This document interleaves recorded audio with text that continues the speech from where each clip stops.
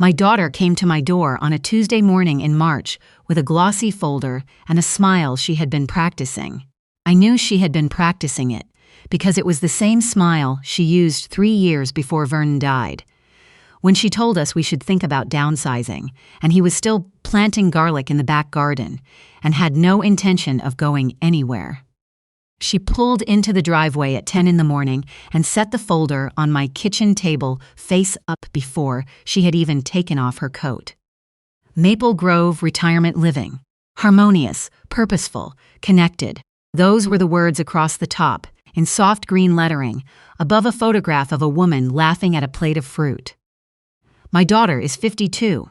She has her father's eyes and her grandmother's stubbornness and a habit of making decisions in her head and then presenting them to you as suggestions. She poured herself a glass of water from my tap and stood by the counter while I looked at the folder, and she said, "It's just something to think about, Mom.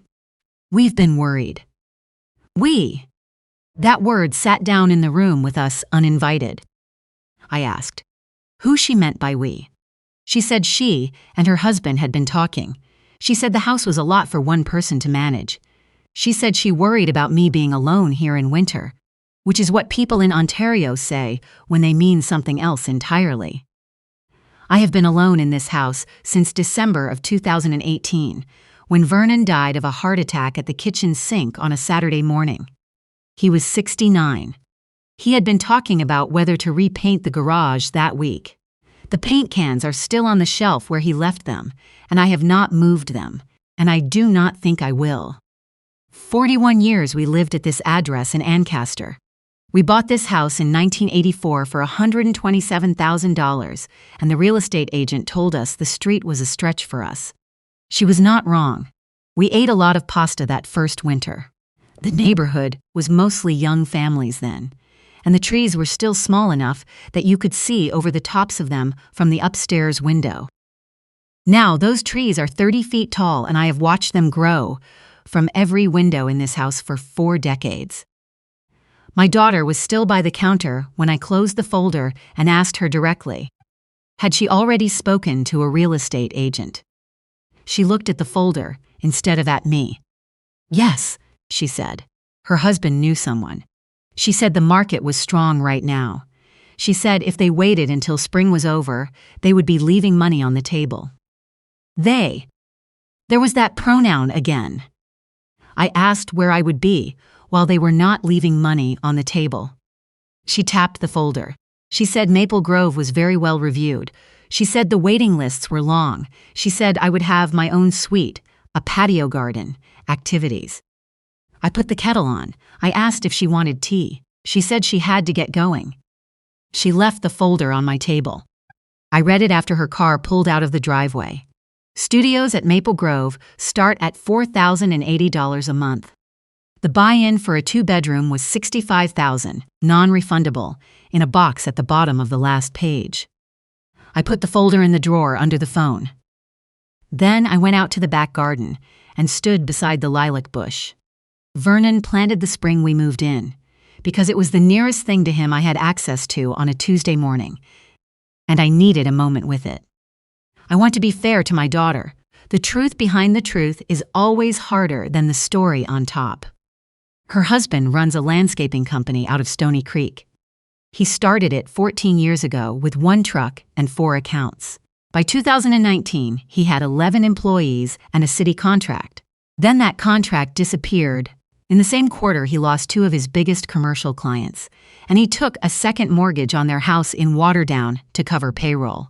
He has been paying it down at a rate that barely keeps pace with the interest. Between the second mortgage and his operating line, they are somewhere north of $230,000 underwater. I found this out not because my daughter told me, but because I overheard a phone call in her kitchen at Christmas. She was speaking to her husband in the voice people use when they believe the other person cannot hear, flat, careful, gone of its usual color. She said the number twice. She said the word refinance 3 times. I dried the dishes and did not say anything. In 2022, I gave my granddaughter Tatum $12,000 toward her first year of the environmental science program at McMaster. My daughter found out at Easter. She smiled and said it was so generous. I watched her file it, not as generosity, but as a data point she intended to return to.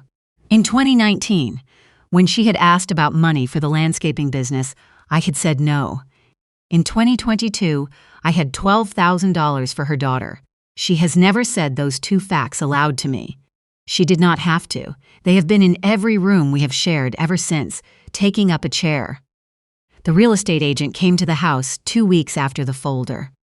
He was in his mid-40s, good shoes, a brokerage jacket with the company name across the back. He shook my hand and called me by my first name before I had given it, which meant someone had. He asked to walk the property. I let him in. I want you to notice that I let him in. He measured nothing. He made several comments about the kitchen being dated. He told me the roof was original, which it is not. Vernon and I replaced it in 2011. That wrong fact told me exactly where he had gotten his information, which was my daughter, who was 12 when we did the roof and has never once asked about it. At the door on his way out, I asked whether he understood that I lived here. He gave me a look that was not unkind. Of course, he said. But the family has discussed this. He had been through it before. He told me about his own mother. He said selling her house was the kindest thing he had ever done for her. He said it twice. I believed him both times, which is what made my stomach turn. He had built an entire professional identity around the belief that families decide and owners adjust. He had never once waited for my answer, because he had never asked me a question. The listing agreement was signed on April 14th, not by me. My daughter signed it as my attorney in fact, per a power of attorney executed in August of 2016. There is a line on those forms, she wrote her name on it, and underneath she wrote per power of attorney. The agent emailed me as courtesy copy. The way you would copy a landlord on a communication about their own building. I printed it at the library on Wilson Street for 25 cents a page. I read it at my kitchen table with Vernon's pen, a black cross pen he bought at a gift shop in Halifax in 2003 and carried in his shirt pocket for the rest of his life. When he died, it was on the kitchen counter and I picked it up. I have kept it in the cup by the phone ever since. I do not use it for grocery lists. I use it for things that matter. On page 4, there was a reference to a power of attorney dated August 2016, registered at the Ontario Land Registry Office on King Street West in Hamilton. I sat with that pen in my hand for a long time. Because 2016 is a real document. I signed it. I meant it at the time. I was scheduled for a hip replacement in September, and I wanted my daughter to be able to act if something happened to me. We had it properly prepared by a lawyer on Locke Street, and it was registered with the Land Registry, because that is what you do when a power of attorney may need to touch real property. What my daughter did not know, what her husband apparently never thought to verify, is what I did in the autumn of 2020. I will tell you, but not yet because the order matters and because I did not act on it in April either. The lockbox went on the door on a Wednesday morning. The agent hung it on the handle himself, a black metal box the size of a large fist, keypad on the front, cable looped through the handle. He gave the cable a tug and then he left. Nobody gave me the access code. That evening I stood in my garage looking at the bolt cutters on the hook where Vernon left them. 30-inch handles, right between the pruning shears and a coil of garden hose. They would have taken that cable in one motion. I took them down. I stood in the dark for a while, in a garage that still has his fishing rod leaning against the wall beside the freezer, because that is where it lived, and I have not moved it, and then I put the bolt cutters back. I want to be honest about why, because if I let you believe it was only strategy, I would be lying, and this entire account falls apart if I start lying. Part of it was strategy. I will get to that. But the larger part, standing in that garage on a Wednesday evening, was this. As long as I did not cut that lockbox off, there was still a version of the next 8 weeks in which my daughter pulled into the driveway and came up the walk and said, "Mom, I got ahead of myself. That is all it would have taken." One sentence at my door, and I would have handed her a cup of tea, and we would have never spoken of it again. I had not finished hoping yet. The lockbox knocked against my door every time someone opened it. I could hear it from the back bedroom, that small, hollow knock. It stayed on my door for 9 weeks. The stager came. Then the photographer, who moved my furniture without asking and brought his own lamps. Then my daughter arrived with a box of large black garbage bags and a label maker, and the focused energy of a woman who has been waiting to be useful in exactly this way. "We are just getting it ready for buyers," she said. "They cannot see past personal items." Personal items. Vernon's model lighthouse from Cape Breton that he kept on the windowsill in the front room. My mother's hand-embroidered tablecloth, folded in tissue paper in the hall closet. 41 years of a life, reclassified. I said she could clear the storage shelves in the basement. I said the front room stayed as it was. She said, "Of course, in the tone people use for a request they have already decided how to handle later." Around 2 in the afternoon, I came out of the kitchen and found her in the hallway holding the map. Vernon drew it himself in the spring we moved in. A hand-drawn sketch of the lot in pencil and ruler, showing where he planned to put the lilac, where he wanted to run the garden beds, where he thought there might be room for a vegetable patch. He made small labels in his careful printing. It had been on the refrigerator for 41 years, held up by a magnet from a ferry we took in Newfoundland in 1997. She had it off the fridge and was looking at it with the expression of someone deciding which pile it belonged in. I walked over and put my fingers on the edge and lifted, and she let go, and neither of us said anything for about 5 seconds. Then she placed a label on the counter that said "Ask later," and I understood that I was going to end up in that pile eventually, with a word stuck to me. My street has 42 houses, most of them built in the same decade. Phyllis, directly across from me, has lived at her address longer than I have lived at mine. We have traded raspberry preserves for 30 years. The for sale sign went in on a Friday. By Saturday morning, Phyllis was at my door with a coffee cake. She held my arms at the doorway and looked at my face the way you look at someone to check if they are all right before you say a thing. She said, "Just say the word, Edith. If it is too much." She did not finish that sentence, which told me she already knew how it ended. The open house was a Sunday in May. The agent texted the night before, "Best if you are not on site, buyers feel awkward with owners present." Then a thumbs up emoji. So on Sunday morning, I got dressed, put on lipstick, and walked across the road to Phyllis's front porch. She brought out tea and her good biscuits, and we sat and we watched 31 people walk through my house. I counted. Counting is what I do when I cannot trust myself to feel things in the right proportion. A couple in their 30s stood in my driveway discussing the driveway width. A woman in a yellow coat photographed my garden with her phone. 2 men came out, and one of them mentioned the basement ceiling height. The lockbox knocked every time. Open, knock, close, knock. From Phyllis's porch, it sounded like something tapping to see if anyone was home. At about noon, a family came out. Parents and a boy of about 8. He ran ahead and grabbed a branch of Vernon's lilac bush, the way children grab things, and pulled until it came off in his hand. A long branch with 5 flower clusters on it that were 2 weeks from opening. His mother said his name sharply. He dropped it on the front walk. Nobody picked it up. Phyllis said very quietly, "Oh, Edith." I said, "It is a tough plant. It will come back." I did not cry on that porch. I want to be clear, this is not because I am strong. It is because Phyllis was watching, and because by then I understood that everything I did would be taken as evidence of something about my capacity. Later that afternoon, Phyllis's husband told me my son-in-law had called him. He said my son-in-law had explained the house was just too much for me now, that I would actually be happier at Maple Grove, that there would be people my own age, that I would stop being so isolated. He said my son-in-law sounded like he really cared about me. "He does," I said, and I meant it. That is what makes the rest of it more complicated, not less. On June 4th, an offer came in, listed at $789,000. Accepted at $812,000 firm. The buyers were a young couple. They had a dog.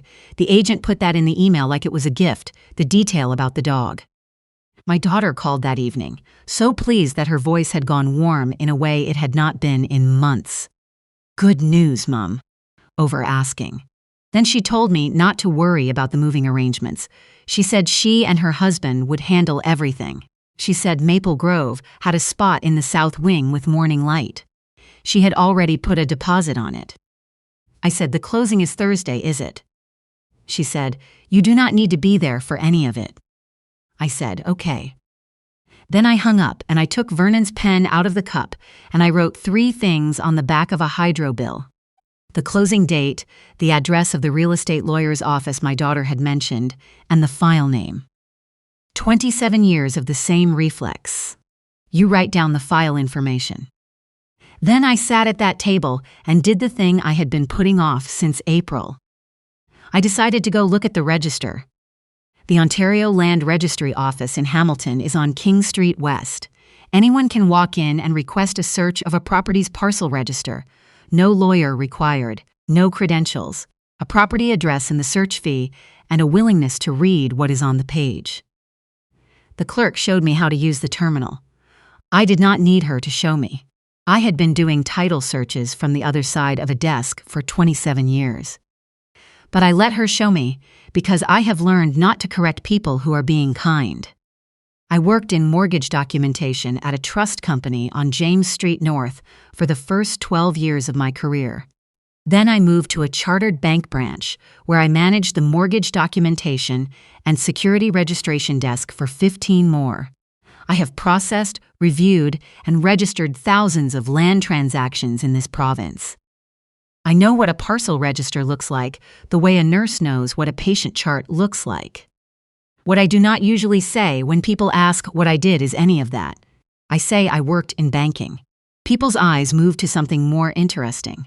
My son-in-law, at a dinner party 3 years ago, told someone I used to do paperwork at a branch. He said it without looking at me. "Front desk," he said. "I think front desk." I searched the property address. The parcel register came up on screen. The clerk printed a certified copy, 8 pages with the registry seal raised across the top. There were 2 entries that mattered. I already knew they were there. I am the one who put them there. The first was from March 2019. After Vernon died, and I had spent 6 months sorting through everything with our lawyer on Lock Street, I registered a life interest on the title in my favor. It was properly prepared. Properly registered. It says, in plain language, that I retain the right to occupy and enjoy the property for the duration of my natural life, and that any transfer of the property without my written consent and direct participation is void as against me. It says that, in plain language, on a public document, in a registry that anyone in my family could have searched for the cost of a printer page on any weekday for the past 6 years. Not my daughter, not her husband, not the agent who walked through my kitchen and commented on my tile. The second document I already had at home. I folded the parcel register printout, put it in my purse with Vernon's pen, and drove home the long way, down Fennel Avenue, past the hospital where Vernon was pronounced, past the Tim Hortons where we used to go on Sunday mornings, slower than I needed to be. The summer of 2020 is why the second document exists. Let me tell you, because it is the reason I stopped being surprised. In July of that year, my son-in-law called me directly, not through my daughter, him, and asked whether I would consider refinancing the house to help with the business. He said the equity was sitting there doing nothing. He had a plan. I said no kindly once, clearly. 6 weeks later, I received a letter from a mortgage broker in Oakville, addressed to me, thanking me for my recent inquiry regarding a home equity line of credit for $240,000. I had made no such inquiry. He had used the 2016 power of attorney. He had signed my name with his own hand and 4 legal words after it. It was not technically forgery, which is the part that kept me awake. The application died in underwriting, not because anyone caught him, but because the broker ran a title search, and the title search came back with the life interest on it, and the broker's assistant sent a short email. Unable to proceed due to an encumbrance on title. My son-in-law told me about it later. He said the broker had been incompetent. He said something about their systems. He never once asked what the encumbrance was. It was a closed door, and he walked past it. I went to my lawyer on Locke Street in September. We drafted a revocation of the 2016 power of attorney. We registered it at the Land Registry. I mailed a copy to my daughter and her husband by registered mail with Canada Post delivery confirmation, and I kept the card when it came back. The signature on the delivery confirmation is not my daughter's. It is her husband's. A wide looping D with the letters crowded after it. He had signed for that envelope in September of 2020 in his own handwriting and had either forgotten or decided it was not worth mentioning. For 6 years. My granddaughter Tatum is 23. She is in her second year of environmental science at McMaster, and she works weekends at a greenhouse in Dundas. She is the only person in my family who asks me things and then stays quiet long enough to hear the answer. She came by in the second week of May with 2 coffees and stood on my porch and looked at the lockbox on my door for a long moment before she said anything. Then she said, "What is that thing, Nan?" I told her it was the access box for showings. She set her coffee down on the railing. She said it looked like something from a parking garage. Then she sat on the step in her work jacket and she cried, which I was not prepared for. She had seen the listing on a real estate app. Her mother had shared it with 3 house emojis and the words "big changes for Nan." Tatum said she had called her father, my son-in-law, and he had told her it was a family matter and she should stay out of it. She offered to come to the closing and make a scene. She said she would film it. I told her no. I told her something I meant entirely. If she caused a disruption, the disruption would become the story. Every person in that room would reach for the simplest explanation for why a 72-year-old woman's granddaughter was standing up and making noise. That explanation would not be the one that helped me. She looked at me for a moment in the way young people rarely look at older ones, straight and still. Then she said, "So you are just going to let it happen?" I said I was going to let it go all the way to the end. She brought me coffee every Saturday after that. Every week, without being asked, without being reminded. That girl has never once talked about me in the third person while I was in the room. Not in her life. Now let me tell you why I did not simply say no in April and be done with it. There are 2 reasons. The first has a name. A colleague I worked beside for 9 years at the bank, a woman I will not name here to protect her privacy. In 2021, her son decided she should not be managing her own finances or driving herself anywhere. She disagreed. They had it out in her kitchen on a Sunday, and she got loud, and she said things she later could not remember saying precisely. 5 months later, she was served with an application for guardianship of property under the Ontario Substitute Decisions Act. I read the supporting affidavit. 2 of the paragraphs described that Sunday as evidence of erratic behavior and impaired judgment. She spent $26,000 on a lawyer. She won. She kept her bank accounts and her car keys. She also stopped having people over, and something in her went quiet at our lunch the following spring that I noticed and never saw come back. When my daughter left the Maple Grove folder on my table, I called an elder law lawyer on King Street East. She was 64, direct, billed in 6-minute increments. I told her everything. She said something I have said to myself approximately 150 times since. If you fight her in your kitchen, you lose. Not because you are wrong, because the kitchen is her version of events. Anything you say in there becomes a description of your mental state. Pick a room where what you say does not matter, where only what is written down matters. I said I knew exactly the room she meant. She said she thought I might. Here is the second reason, and it is the one I would rather not say into a microphone. I was waiting for my daughter to stop. Every morning of those 9 weeks, I woke up and thought, Today, she pulls into the driveway and comes up the walk and says she got ahead of herself. That is all it would have taken. Not an apology, not a conversation. One sentence at my door, and I would have handed her tea, and we would have never spoken of it again. I had not finished hoping yet. That is the honest answer to why I let strangers walk through my house. Before we get to Thursday, please do me a favor and hit subscribe, because what happens in that lawyer's office is the reason I am telling you any of this. The closing was set for 11 o'clock Thursday morning. The real estate lawyer's office was in downtown Burlington, on Brant Street, second floor. My daughter told me I did not need to attend. Formalities, she said. Mostly her and the agent. 10 minutes, maybe less. The night before, I took out my good navy blazer, the one I wore to Vernon's memorial service, and I hung it on the back of the bedroom chair. I put my photo ID in the front pocket of my purse so I would not be reaching for it at a table full of people. I set out my good shoes. If you have ever pressed a good blazer the night before a room where someone expected you to be furniture, you know exactly what I was doing at that ironing board. I called my lawyer that night. I told her the closing was the next morning and that the lawyer's office had asked me to attend. The buyer's agent had called to say they wanted me there for some documents regarding the property's current condition. My lawyer was quiet for a moment. Then she said, they will do a title search first thing in the morning, before anything is signed.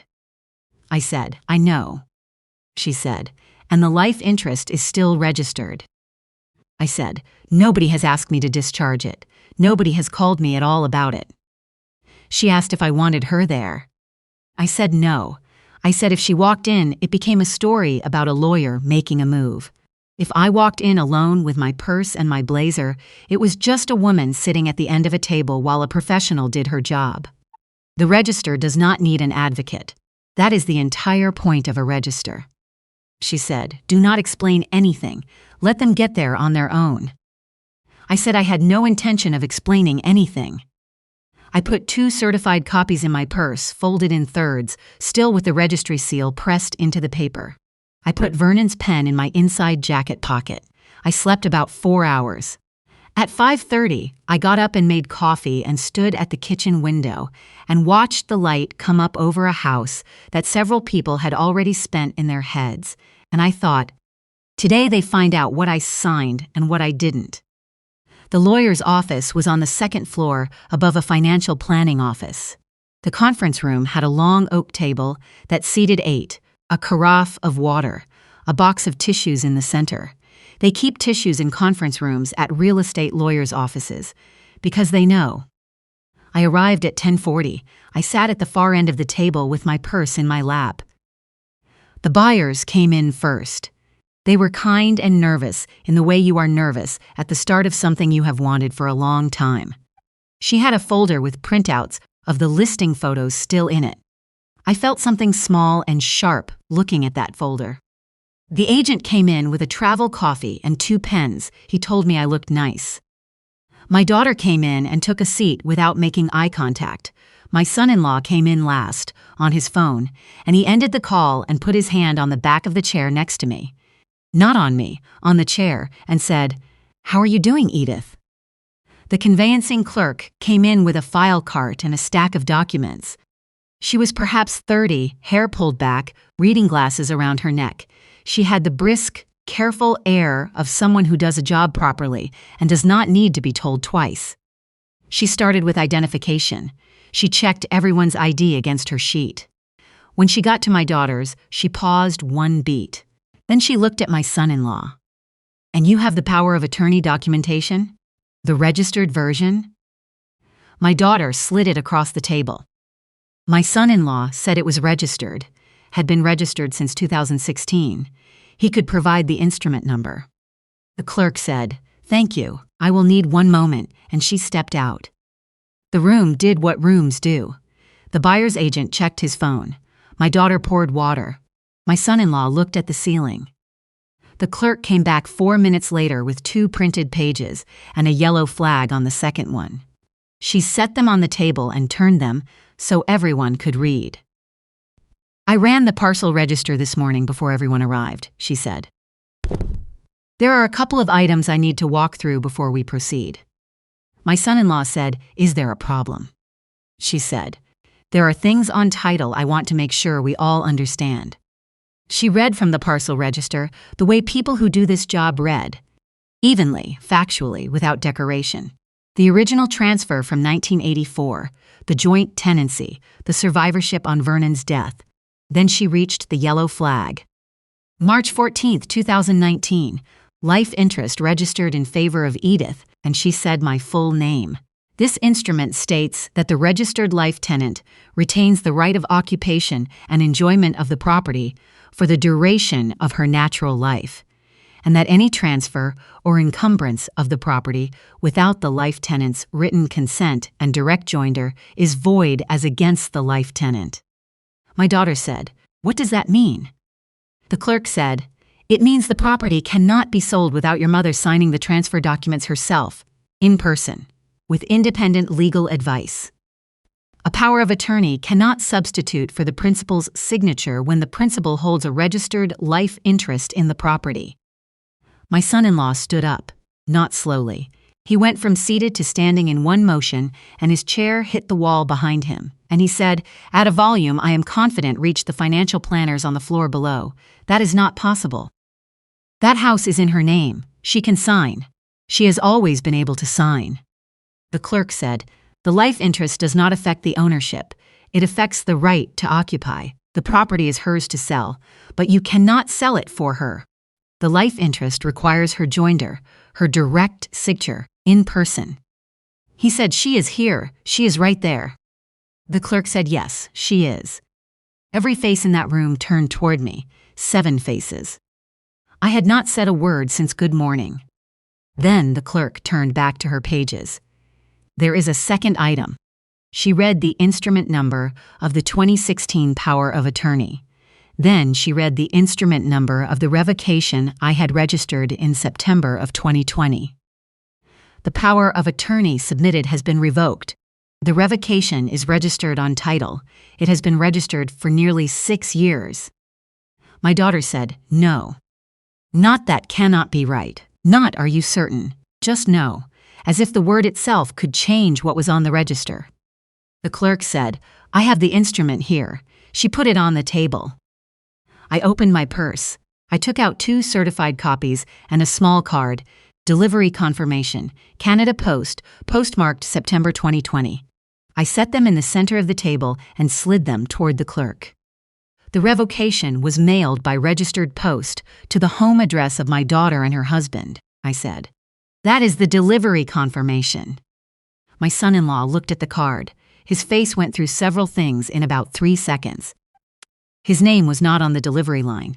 The signature in the recipient box was his, in his own handwriting, a wide looping D, with the letters cramped after it. He had signed for that envelope in the autumn of 2020, and for 6 years he had walked past what was inside it. My daughter looked at him. He looked at the card. He said, "I don't remember." And then he stopped. My daughter made a sound I had not heard from her before. It was not anger. It was something smaller and more private, the sound of understanding arriving at the wrong time. The clerk was still working. That is the thing about people who do a job properly. The weather in the room does not change the checklist. She was already on the phone to the lender in a low voice by the window. She came back and said the mortgage commitment had been withdrawn. Without the solicitor's opinion certifying clear title, there was no funding. Without funding, there was no closing. The buyer's agent asked carefully whether this could be resolved. The clerk said it could. Only with the life tenant's voluntary participation and direct signature, and with a valid power of attorney or independent legal advice confirming the principal's consent. Everyone looked at me. I stood up once for the first time that morning. I picked up the delivery confirmation card and put it back in my purse. I looked at the Maple Grove folder my daughter had brought and set on the table. When she arrived, the photograph of the laughing woman visible across the cover. I looked at my daughter. I said 7 words, "I'm the life tenant." I'm not signing. Then I said good morning to the buyers and told them I was sorry and that none of this was their fault. And I meant both of those things. And I walked out of that conference room on Brant Street in Burlington at 12:14 on a Thursday afternoon, down the stairs, out past the financial planning office into a sunny day that had nothing to do with any of it, and I sat in my car for 6 minutes before I could get the key in the ignition. Here is what the next 3 weeks actually cost in numbers, because feelings are hard to audit. The buyers lost an appraisal fee and an inspection fee and a rate hold extension through their lender. On the 10th of July, I mailed them a certified check for $1,940 and a note that said, "None of this was your fault, and I hope you find the right house very soon." She wrote back. She said they had made an offer on a place in Aldershot and it had been accepted. I hope they are happy there. The listing was withdrawn from MLS on the Monday following. A property with a registered life interest cannot be relisted without the life tenant's written consent. That is not a punishment. It is simply what is on the register. It will not move while I am alive. I filed a complaint with the Real Estate Council of Ontario about the agent. Not for the life interest, which he had no specific obligation to catch. For accepting a listing secured under a power of attorney without verifying that the power of attorney was current and in good standing, and for conducting 9 weeks of showings of an occupied residential property without ever asking the occupant a direct question.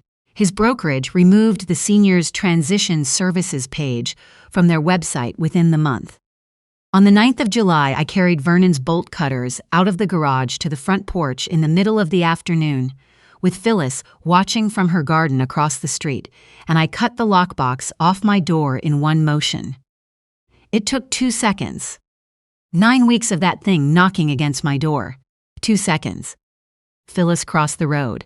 She stood on my walk and she cried and she said, "Nobody asked you a single thing. Not one of us asked you anything." I said, "No, but you are asking now." I changed the locks that week. I signed a new power of attorney naming Tatum. My lawyer sent my daughter a letter quoting the relevant sections of Ontario's Substitute Decisions Act on the limits of substitute decision-making and the legal consequences of acting on an authority that had been validly revoked and registered. I did not touch the underlying ownership interest that my daughter holds. When I am gone, the property will go to her. That was the plan when Vernon and I set it up, and it remains the plan. I am not going to renegotiate my husband's intentions because his daughter had a difficult year. She gets the house. She gets it the day I am finished with it. Tatum moved into the back bedroom in August, $200 a month, which she insisted on. She leaves for her classes at 7 in the morning, and I hear the kettle through the wall. And some mornings I lie still and listen to her moving around in the same kitchen where Vernon used to make his coffee, in the same light, in the same good quiet of an early morning before the day has started. In September, I pruned the lilac back to the break where that boy tore the branch off at the open house. It came back the following spring, the way lilacs always do. Stubborn, slightly wild, planted in exactly the wrong spot by a man who meant only the best. I am fine. I am in my home. My daughter and I speak about once a month now. She has not apologized. I stopped waiting for that the same way I stopped waiting for her to pull into my driveway in April and say she had gotten ahead of herself. People keep telling me I outsmarted my family. I didn't. I want to be clear about that because someone listening right now is doing the arithmetic on their own house, their own deed, their own old power of attorney sitting in a filing cabinet somewhere. There was no trick. There was a public counter on King Street West, a search fee, and a parcel register that anyone in that family could have pulled up on any weekday for the past 6 years. And there was a man who signed for an envelope in September of 2020 and decided it was a door he did not need to open. So here is the only thing I know that is worth keeping, and I will say it once. They can arrange your life in every room except the one where someone reads the register out loud. Go find out what is on your title while you still have the choosing of it. It costs less than lunch, and it belongs to you.